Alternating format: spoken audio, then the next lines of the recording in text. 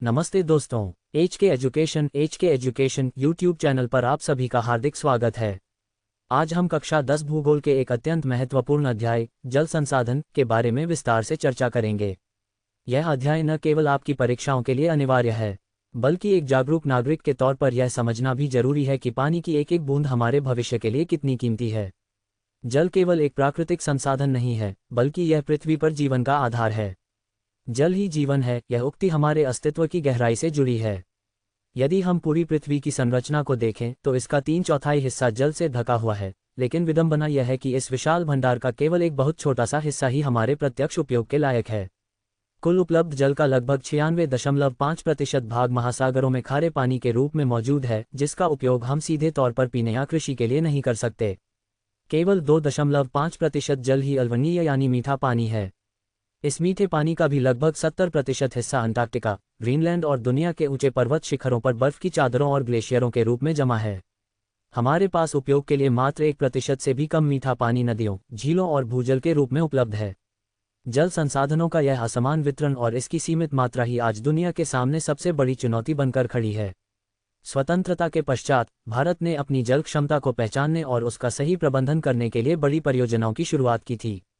भारत के प्रथम प्रधानमंत्री पंडित जवाहरलाल नेहरू ने बांधों और नदी घाटी परियोजनाओं को गर्व के साथ आधुनिक भारत के मंदिर कहा था। उनके इस कथन के पीछे एक दूरदर्शी सोच थी। उनका मानना था कि ये बांध केवल बिजली नहीं बनाएंगे, बल्कि ये कृषि को समृद्ध करेंगे, उद्योगों को ऊर्जा देंगे और ग्रामीण व शहरी अर्थव्यवस्थाओं को एक साथ विकास की मुख्यधारा से जोड़ेंगे। इन परियोजनाओं को बहुउद्देशीय कहा जाता है क्योंकि ये एक साथ कई लक्ष्यों को पूरा करती हैं। उदाहरण के तौर पर सतलुज ब्यास बेसिन में बनी भाखड़ा नांगल परियोजना जल विद्युत उत्पादन और सिंचाई दोनों के लिए उपयोग की जाती है। इसी तरह महानदी बेसिन पर बना हीराकुंड बांध न केवल बिजली और सिंचाई की सुविधा प्रदान करता है, बल्कि ओडिशा जैसे राज्यों में बाढ़ नियंत्रण का भी एक सशक्त माध्यम है। इसके अलावा टिहरी बांध और नर्मदा नदी पर बना सरदार सरोवर बांध देश की जल और ऊर्जा सुरक्षा के लिए मील का पत्थर साबित हुए हैं। हालांकि इन विकास कार्यों के साथ साथ आज हम जल दुर्लभता और भूमि निम्नीकरण जैसे गंभीर संकटों का भी सामना कर रहे हैं। जल दुर्लभता का अर्थ केवल पानी की भौतिक कमी नहीं है, बल्कि जल का अत्यधिक दोहन और उसका बढ़ता प्रदूषण भी है। खेती में पैदावार बढ़ाने की होड़ में जब हम जल का अति उपयोग करते हैं तो इससे जलाक्रांतता वाटरलॉगिंग की स्थिति पैदा होती है।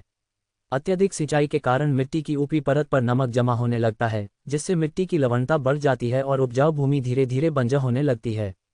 इसे ही हम जल के गलत प्रबंधन से उत्पन्न भूमि निम्नीकरण कहते हैं। बढ़ती जनसंख्या, अनियंत्रित शहरीकरण और उद्योगों से निकलने वाले प्रदूषित कचरे ने हमारी पवित्र नदियों को जहरीला बना दिया है। आज स्थिति यह है कि कई क्षेत्रों में प्रचुर मात्रा में जल उपलब्ध होने के बावजूद वह गुणवत्ता के अभाव में उपयोग के लायक नहीं रहा है। साथ ही भूजल का स्तर भी तेजी से नीचे गिर रहा है, जो आने वाली पीढ़ियों के लिए एक खतरे की घंटी है। आज के इस ऑडियो सत्र में हम इन सभी विषयों पर गहराई से बात करेंगे। हम समझेंगे कि किस प्रकार प्राचीन काल में हमारे पूर्वज जल संग्रहण की उन्नत तकनीकें जानते थे और आज के समय में वर्षा जल संग्रहण हमारे लिए कितना अनिवार्य हो गया है। तो चलिए ध्यान से सुनते हैं और समझते हैं जल संसाधन के इस विस्तृत अध्याय को। जल एक नवीकरणीय संसाधन है। पृथ्वी का 3/4 भाग जल से घिरा हुआ है, लेकिन इसमें उपयोग के योग्य अल्वनीय जल का अनुपात बहुत कम है।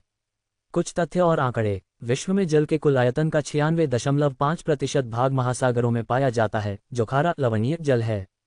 केवल 2.5% जल अल्वनीय है। भारत विश्व की कुल वर्षा का 4% हिस्सा प्राप्त करता है, लेकिन प्रति व्यक्ति प्रति वर्ष जल उपलब्धता के संदर्भ में इसका स्थान विश्व में 133वां है। पूर्वानुमानों के अनुसार 2025 तक भारत का एक बड़ा हिस्सा अन्य देशों और क्षेत्रों की तरह जल की गंभीर कमी का सामना करेगा। जल दुर्लभता और जल संरक्षण एवं प्रबंधन की आवश्यकता। जल की दुर्लभता तब उत्पन्न होती है जब उसकी बढ़ती मांग के मुकाबले उपलब्धता कम हो जाती है। जल दुर्लभता के कारण अतिशोषण ओवर एक्सप्लॉयटेशन, अत्यधिक उपयोग और समाज के विभिन्न वर्गों में जल का असमान वितरण। अधिक जनसंख्या वृद्धि। बांध एक ऐसी संरचना है जो बहते जल को रोकने, उसकी दिशा बदलने या उसके प्रवाह को नियंत्रित करने के लिए बनाई जाती है। बांध आमतौर पर जलाशय, झील अथवा जलभरण का निर्माण करते हैं। बहुउद्देशीय नदी परियोजनाएं। बांधों को बहुउद्देशीय परियोजनाएं भी कहा जाता है क्योंकि इनमें एकत्रित जल का उपयोग कई उद्देश्यों के लिए किया जाता है। उदाहरण, सतलुज व्यास बेसिन में स्थित भाखड़ा नांगल परियोजना का उपयोग जल विद्युत उत्पादन और सिंचाई दोनों के लिए किया जाता है। बहुउद्देशीय नदी परियोजनाओं के लाभ।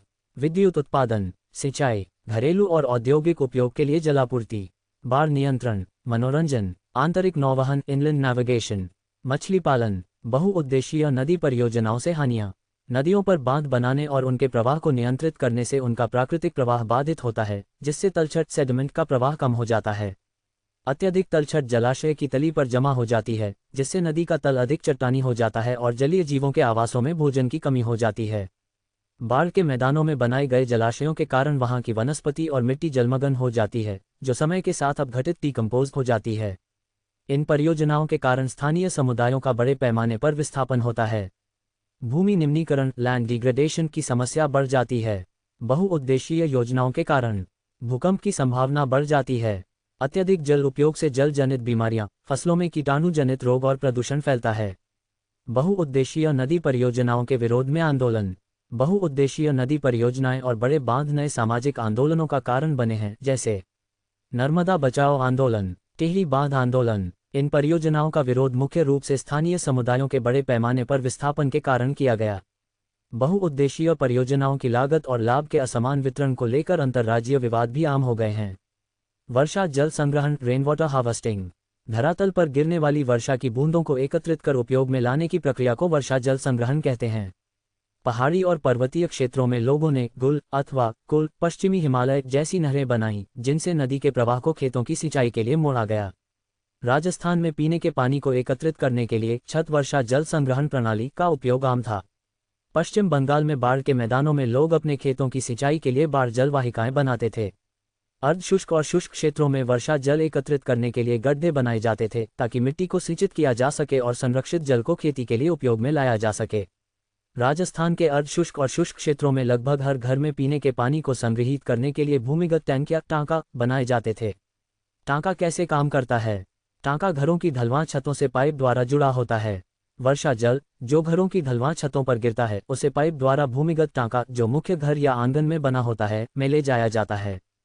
तो दोस्तों, आज हमने HK एजुकेशन चैनल के माध्यम से कक्षा 10 के जल संसाधन अध्याय का विस्तार से अध्ययन किया।